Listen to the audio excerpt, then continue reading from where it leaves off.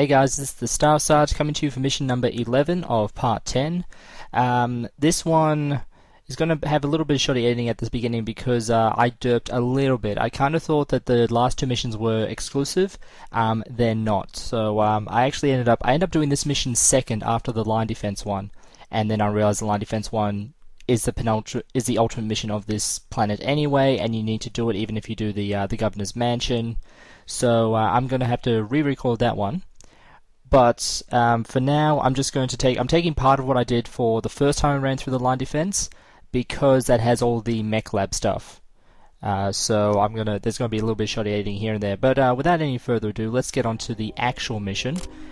See how much of a train wreck we can make this one. This is a high-profile defensive support near the governor's personal estates. Apparently, his family has been in seclusion here since hostilities began. The Lyran loyalists may be moving to take them hostage. Expect enemy mechs supported by groundcraft. Alright, so it's very similar. There's a whole bunch of mansions. One of them has the governor's family, but you are paid to protect all of them. So you dropped in right behind them, and you just need to defend off a whole bunch of units. I've got all my guys sorted out. This is the same load I did for the first line defense, so I guess we can jump straight into it. Hold it! Yeah, that just happened.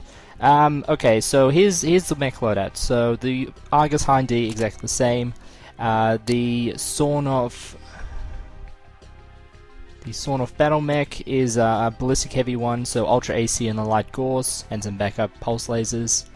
That I have no idea how well this thing will work, to be honest. It's in the hands of an AI, so yeah, we'll see. What else? The Awesome. People really wanted me to get an assault mech, so here you go. I didn't salvage that Mauler in the last mission, unfortunately, so I had to go out and buy this. But this thing is rigged out to the teeth with PPCs. A pair of Clanner PPCs and a pair of light Clanner PPCs, and an LRM-5 just to round it out. It can't take ballistic weapons. I would have put on machine guns, but what are you going to do? So the Clan ER PPCs, as we know, are the ultimate weapon.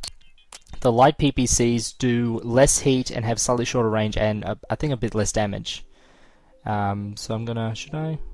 No, that's stupid. They also have, I believe, a faster recycle rate. So the ER PPCs are the big punch and the light PPCs are just to round it out. They still wreck vehicles real damn fast. It's got a good amount of speed, so many heat sinks, and yet it's still not enough, as you can see. But I mean, it's a freaking assault mech. Everyone else is the same as last time. We got the Vulture Love Boat back. We got the Catapult, the Puma, or the Adder. Yeah, I try to stick to the Clanner names, but you know, occasionally they come up. And we still have repairs. No. Okay, now we're ready to actually jump into the mission. So riding the Vulture Love Boat is a new pilot, Buzz, because who was it? Somebody was injured, and so I can't use him for a mission. The governor's mansion as nav point Alpha. If the loyalists come looking for his family, they may very well not know which mansion they are after. Castle, this is Spectre. We are on site at the estates. Everything looks quiet so far. Anything on SATCOM? Negative, but I'm not getting a great feed currently. The Sky Forces are tying up most satellites in a major offensive to the west. You may be on your own for this one. Roger. Tell the governor if he wants his family and their precious estates protected, he really ought to leave a satellite or two free. Yes, sir, I'll tell him. I do have long-range radar and comm channels online. We're not blind over here. Nav point Alpha. So I've often said the best thing about Mechwarrior 3 in how they handled the mechs was it actually felt like you were riding, 50 tons of steel and awesome. Mechwarrior 4 doesn't really have that feel to it, but just then, at the beginning, with the awesome started reversing, and then Contact 900 meters. Hovercraft, mates. Roger. Looks like they're coming in off the river. Fuck Let's was that? go introduce ourselves. Jeez, what? Okay, I'm starting to regret hiring Buzz now. I mean, oh Jesus. Oh, and my accuracy is still terrible. So that's the problem when you turn while walking, and when you take even a minor hit like that. Yeah, fire all you want. I'm a fucking assault mech. Eat it, bitch. Eat. There we go. Enemy forces are attacking the northeast mansion across the river. It won't take them long to realize that they're at the wrong house. Alright, so this is why generally you want to have fast mechs in this mission, or faster than when I'm walking in. Looks like they were after the southern mansion. There's a few points you got to defend, but I've got enough speed that I should be able to intercept them. And worst case, I can probably send my mechs ahead, but I won't. I'll keep them all together. Engaging lance of enemy mechs moving up the river. Take out the So designated target. It's primarily a raiding force. So those hovercraft, a bunch of light mechs. Take out the designated target. Oh, that fucked him right up. Yeah, you gotta love when an assault mech is always good fun. Oh hey, what do you know? Jumping actually. Oh, Too simple. Target's destroyed. Target destroyed. Target is down. that goddamn. Destroyed. Okay, I probably should stop. Ooh. Okay, I'll get to that point in a sec. But that flea just took a heavy pounding. If you take so much firepower, it depends on how heavy the mech is, but they can actually get knocked down. Well, that flea just took a brace from, I believe they were probably ER lasers, and he went down hard. Enemy light lance has been neutralized. Sit rep. Situation report as follows. Possible second lance of mechs inbound on your position. Unable to give 100% on that. Alright, so more light mechs. Yeah, this one's not too hard of a mission with this heavy firepower. The only problem you might have is not being able to respond to threats fast enough. But even so, we took down that land so quickly that we can just basically just chill here. Anyway, so like, I should probably stop comparing this to Mechwarrior 3 because I've constantly said it is the best of the best. But we went from having Big Al, the guy riding the Atlas in the intro, the guy who is just... Take out the designated target. Roger, 6. Roger. He's such a good lance mate. Damn, they want these people bad.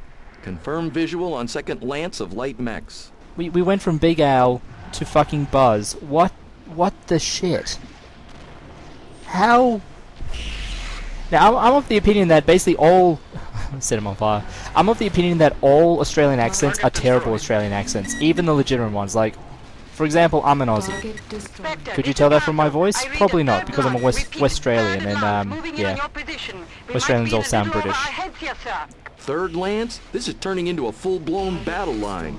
Okay, people, let's finish this dance and get ready to pull back. Get a personnel carrier in here for the governor's family. Second lance destroyed. Oh no, there's a third lance, and we just completely and utterly raped that second one. Yeah, so look, alright, all Aussie accents are terrible Aussie accents, but there is a line that you draw. And that line is the one that Buzz has just leaped over. I mean, Jesus Christ, I'm gonna be going on the... Oh, look, a birdie. I'm gonna be going on this scene for so long. Alright, ignoring the fact that whoever does the voice of Buzz has almost ruined this game, it's only made up for the fact that I've also have Beowulf on my lance.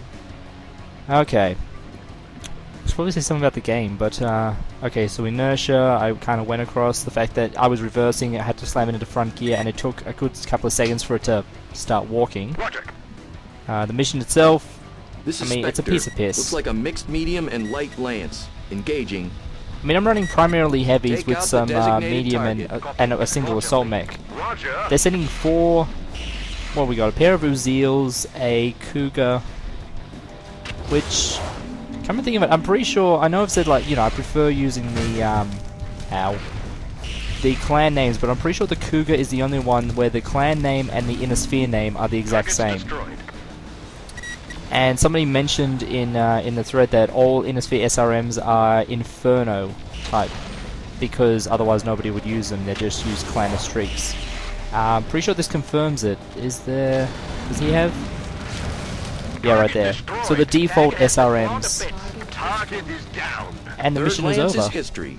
It's so easy. Area is clear of enemies. Inform the governor his family is safe and in need of relocation. Roger, sir.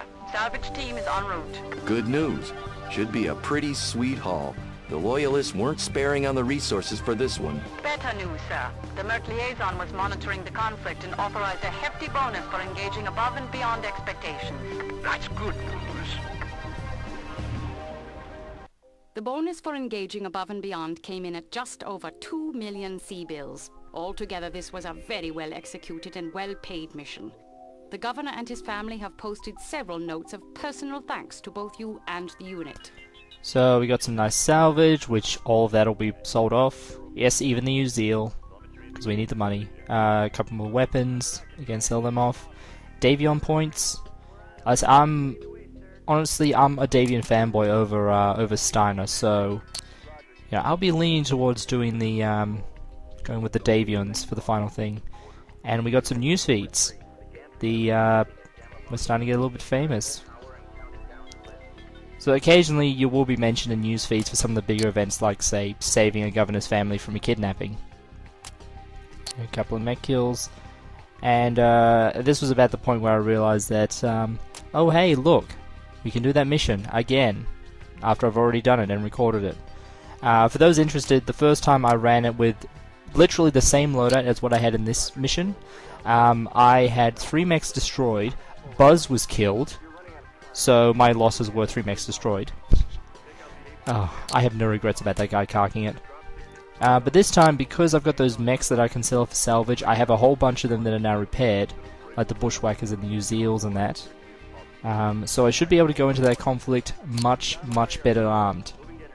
So that's what I'm going to do. The next video will be a retake of the line defense mission, which should go better because this time I should be able to take some heavy mechs, and hopefully my landsmates won't be bugged out. There is an issue. I'll cover that in the actual mission, but yeah, the second lance doesn't work too well. So that was the Governor's Mansion mission, a very easy one, especially coming after the ambush mission. You know, where you get ambushed by a goddamn mauler, amongst other things. You just need to remember have enough engine power to respond to threats.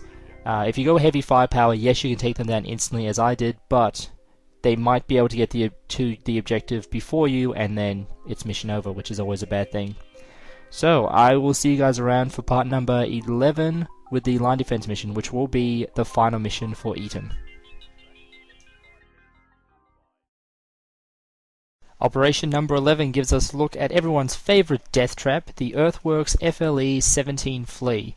One of the oldest battlemech designs, it was originally produced as the FLE-4 in 2475. It was in service during the Succession Wars, however the extremely thin armour resulted in a very high loss rate, and eventually the Earthworks factories abandoned the design. It wasn't until the Wolf's Dragoons arrived in 3005 with a large number of fleas that it made a comeback, as an inexpensive militia mech for anti-personnel combat. Relatively well armed for a 20-ton design, the Flea boasts a pair of pulse lasers, a pair of small lasers, and a flamer. The variants do exist where they swap out most of these for machine guns. The version used in Mercenaries, with 3 machine guns and a pair of small lasers, does not actually have an official model number, although it is somewhat similar to the pre-Dragoon-15 version. All versions are the same in one respect, however: the utter incapability to survive a drawn-out brawl against armor or mechs. Although a skilled pilot using its speed and modest firepower to good effect could potentially buck the odds against other light mechs.